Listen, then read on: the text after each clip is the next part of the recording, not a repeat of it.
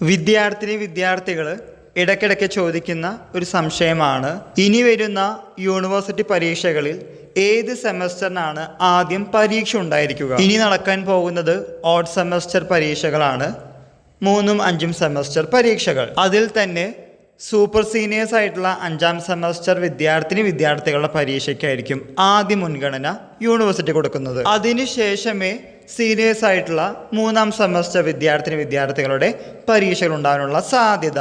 അങ്ങനെയാണെങ്കിൽ 5ാം സെമസ്റ്റർ പരീക്ഷകൾ എന്നു മുതൽ തുടങ്ങുമെന്നാണ് പലരും ചോദിച്ചത്.